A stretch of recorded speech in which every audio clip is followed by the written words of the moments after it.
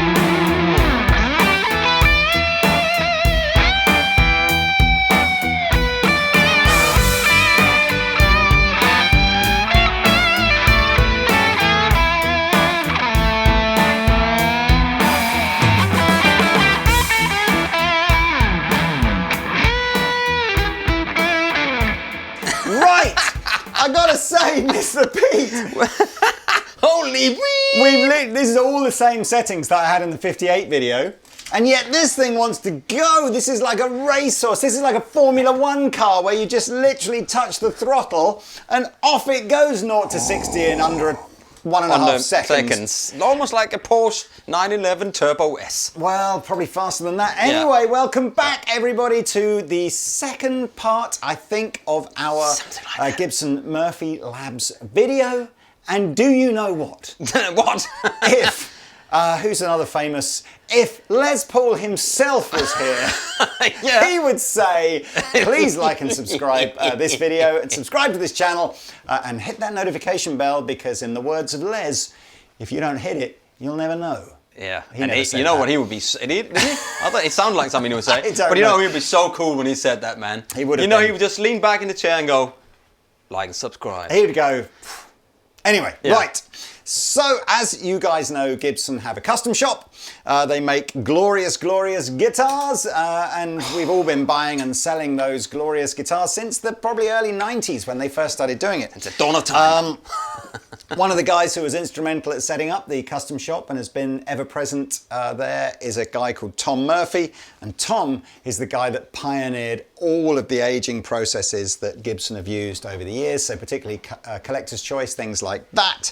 And last year, Gibson decided that the best thing to do with Tom was to create something called the Murphy Labs. So that was where, instead of it just being Tom who did this stuff and the inevitable sort of bottleneck that creates when you want to make guitars. The bottle what? I did say bottleneck, didn't I? I meant to say bottleneck.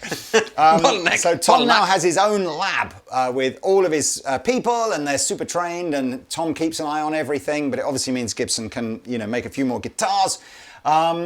So if you're a fan of custom shop Gibson guitars, but you just want them to look brand new, that's fine, because nothing's changed on that front. You can absolutely still have it gloss or VOS finished.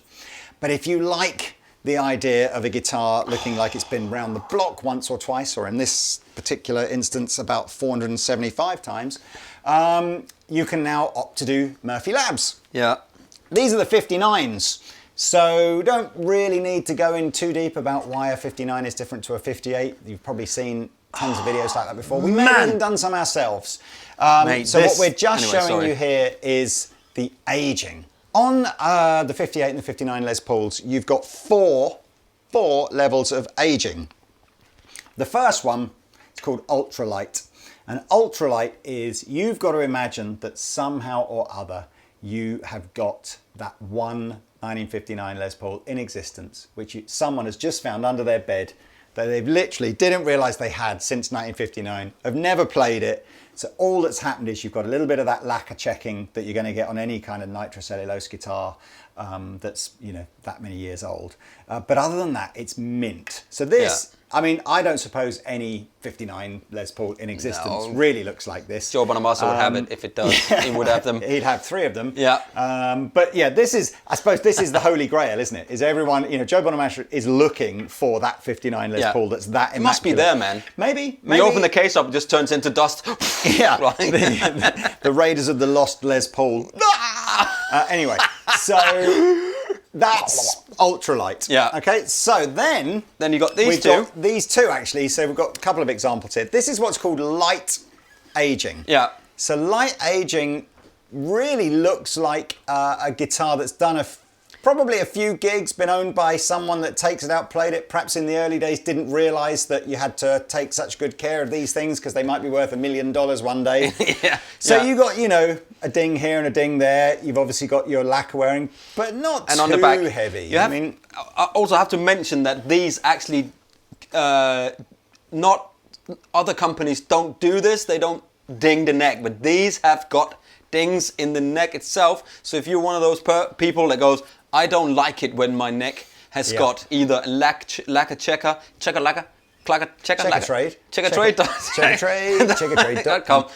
or you don't like when there's dings in the neck, then this might not be for you. I think what I'm sort of seeing a little bit, well, I tell you what, we'll finish the last. So then you've got heavy aging. So you can see this one's been through a few more battles. You begin to see your buckle rash on here as well. There you go. That's the buckle rash. Not really. I mean, I wouldn't say chunks out the neck, but bits where, again, the lacquer's flaked off and you would feel that on the back of your hand. But yeah, this is starting to look a bit more realistic. And then the only one that we haven't got today, but again, we'll pop a picture up on screen, and I'm sure at different points over time, Andertons will get them, so you'll be able to hit our website links below and see photographs of what we've got. You've got ultra heavy. Ultra heavy aging. So one of the things I find kind of interesting on the way Tom Murphy's approaching the whole aging thing is, if you look at a Fender Relic neck, typically speaking, what they're doing is just sanding the lacquer off, giving you that unbelievably smooth, you know, smooth as a baby's bottom kind of finish on the back. But they don't really like put a ding or anything in the back of the neck like it would be if the guitar had fallen over at some point or whatever. Whereas Tom Murphy's clearly not afraid to do that, and I guess to a certain degree it probably stems from the fact he's done so many of these collector's choice guitars where, you know, every ding is faithfully recreated. But so that's it. So you've now got, you know, within the Gibson Custom Shop range, this idea of a full suite of, you know, from VOS immaculate through to, you know, Time Machine stuff, through to, you know, completely, well, there's not this one, is it? But, you know, really, really played in, and, you know, if you're standing on stage in your rock and roll band and people are in the audience, they're going to be going, has he got one? Do we have to wait until after the gig and then smash him over the head on his way back to the car and steal his 59 Les Paul? Hopefully that won't happen to you. But they're just stunning guitars. And what was really interesting, if you're following the timeline that we've done these videos, you'll know we've already done the 58. And what you haven't seen yet is the SG and the 335 one that we've done. But stay tuned, subscribe and all that stuff. All that malarkey. But there's a big difference in the output between the 59 and the, or at least I think there is. I feel like this. Did you not? My 59 really felt like it wanted to go places when I. So did my. But see, this is why the eagle-eyed of you might have just noticed. Where did that guitar just come from? It's just cut in. All of a sudden, this was there. That's because This is the actual Tom Murphy from the True Historic. This is 2016. So we will actually be doing some shootouts with this guitar to see what This is made by himself. So let's see, when we get to it. So what we will do, because even though it's got a slightly flamier top on it, that's a 58, right? Yeah, that's a 58. Yeah. So I think we'll take a standard modern custom shop. Yeah, it's a 58. 58, not aged. So just like a regular out the custom shop guitar. Then we'll take a Murphy aged, slightly slimmer, Murphy Labs aged one. Yeah. And then we'll have a look at what an old, like Tom Murphy. And then I think we should do the 59 versus the 58 as well. We've done that video. No, but not Murphy. Not on the Murphy Lab stuff. Because I think you are. People say, is this all its aging and relicking? Is this all a thing that makes a difference in the guitar? I say yes. Come on, give us some tones. Right. So here's my 1959 Les Paul. It looks a bit like Bernie Marston's. Again, I said that this actually looks more like Bernie Marston's than the 58 you saw in the other video. But here's a clean into a DP40 on the bridge. It's almost like I played Smoke on the Water, but with a wrong chord at the end.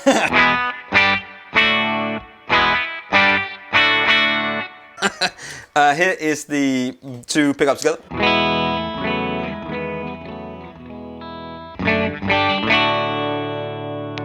And the neck.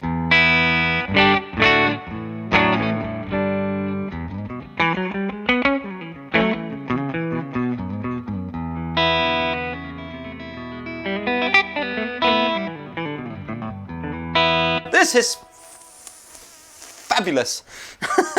Honestly, this is absolutely a stunning guitar. I mean, if I didn't have that, then I might have this.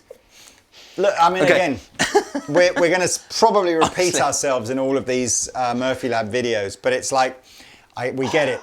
There's a big chunk of guitar players out there that don't like the aging process, or at least the artificial aging process of guitars, and there's a big chunk that do, and they tend to literally go at each other like this in the comment section, and all we're trying to do is just diffuse that. So it's like, if you've been to a good guitar store, and you've tried a few that aren't aged, and you've tried a few that are aged, and whatever camp you decide to end up in, that's totally fine. Yeah. It's just an opinion. Yeah. And don't shout at each other because you've got different opinions. Exactly. Just, And again, these guitars are not cheap. So again, don't shout at the guitars because they're not cheap, because they are not cheap. And you get what you pay for. You know what? And you buy cheap, you buy twice. I'm going to stop apologising for that. No, I think so. Because it's like, I kind of feel like look, not everyone, I get that, and particularly when you're younger, it probably, it seems like forever away that you might. But honestly, you trust me, when you get old, like I am, and you have kids and families, and you realise what it costs you to go to theme parks and go on summer holidays and have a car and pay a mortgage and all that stuff. This is nothing. Yeah, then you sort of go, you know what, in the greater scheme of things, it's not so crazy. And if I have this for the rest of my life, and then ultimately when my kids inherit it, they probably sell it for more than I paid for it. But there you go. So is it absolutely the worst fine. thing ever? And you'll never be able to get a 59, find a 59 and say for less than 400 grand probably, or 350,000 pounds, And if you're lusting for something that looks a bit like Bernie Marston's The Beast, or then just go and buy one of these. Anyway, here's some light gain from the Dane 9 o'clock.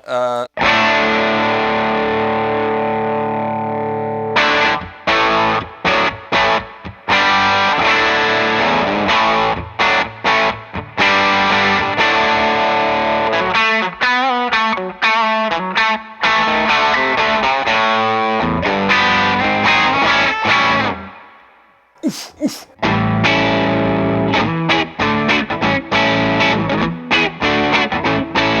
I don't know why I'm playing that, but there you go. Why not? It sounds great, doesn't it? Well,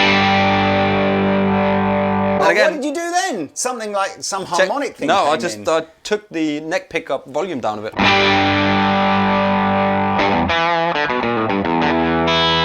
We did a little bit more gain on that. Maybe the Cali 76.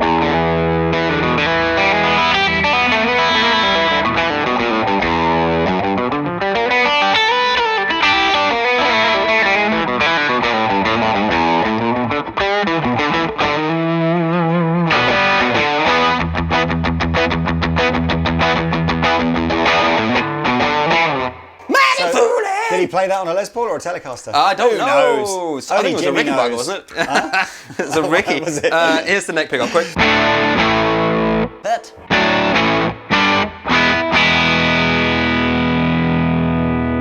Here comes the gunshot on top of the Dane.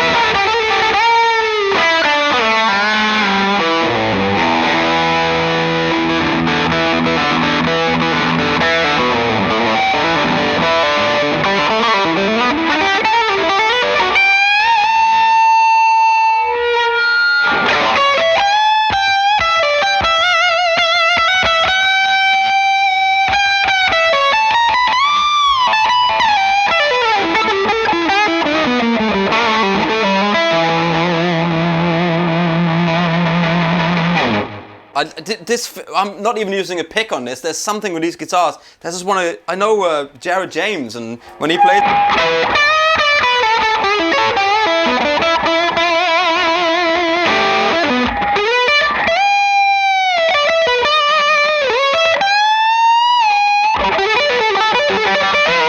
Anyway. Is there anything better sounding on those big overbends than like a Les Paul? No, Les Paul, no. lots of gain. The big, it's like.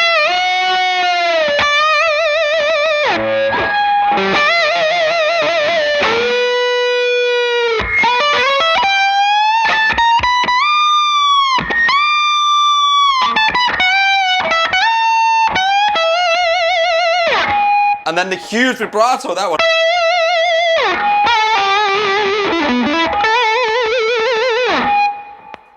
There's a lot of woo gain in that. And then we spark the debate of who was the best ever sounding Les Paul player. Where would it be? Put it in the comment section. Paul Kossoff, Gary Moore, Slash. But he was the one. I'm just going to swap over to this one because we'll jam out on this one quickly.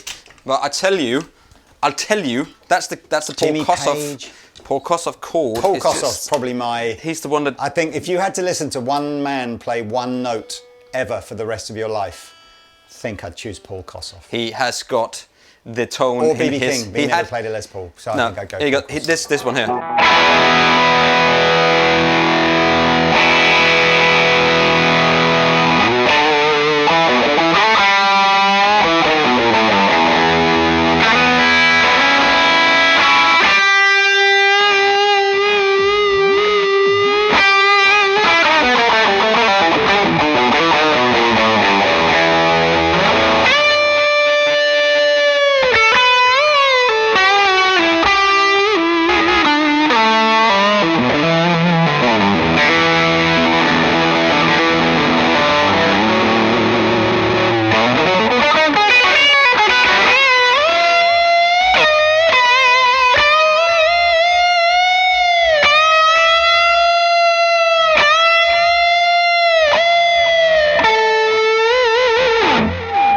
I can do that all day long. Can you hear those? Can you hear those overtones? Where it goes, ooh, it almost get this.